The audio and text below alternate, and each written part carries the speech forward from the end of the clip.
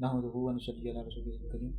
جیسے کہ آپ تمام حضرات کو معلوم ہے کہ 13 رجب مولا علی مرتضیٰ کرم اللہ تعالیٰ وجہ الکریم کی یوم ولادت ہے، پیدائش کی تاریخ ہے، تو اس حوالے سے ہم گفتگو کر رہے ہیں، ویڈیوز بھی جاری کر رہے ہیں، برادری دارالافطار سنت کے توجہات بھی جاری کر رہے ہیں۔ آج ہم اس حوالے سے گفتگو کریں گے کہ مولا علی سرکار کے حوالے سے اگر آپ نے کتابیں پڑھنی ہیں، مطالعہ کرنا ہے کہ کون سی ایسی کتابیں مستند کتابیں ہیں جس میں مولا علی سرکار کی سیرت، آپ کے وزار و مناقب کے حوالے سے مل سکتا ہے، معلومات مل سکتی ہے، تو اس حوالے سے تاریخ الخلفاء علامہ جلال الدین سیوطی رحمۃ اللہ علیہ کی اس کتاب کا مطالعہ کریں۔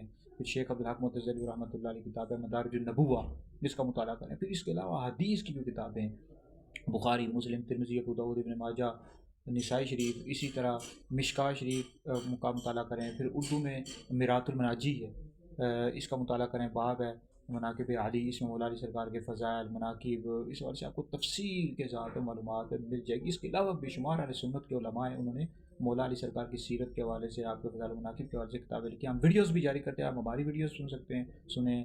پھر ہمارے حیدری دارالافطار سنت کے توجہات بھی آ رہے ہیں، تو 13 رجب آپ کی ولادت ہوئی ہے، تو اس حوالے سے ہم ویڈیو توجہات جاری کر رہے ہیں، پوسٹیں وغیرہ بھی لگاتے رہتے ہیں مولا علی سرکار کے حوالے سے۔ بہرحال مولا علی سرکار چوتھے خلیفہ راشد ہیں، داماد رسول ہیں، اخی رسول ہیں، اور تمام مسلمانوں کے پیر و مرشد ہیں۔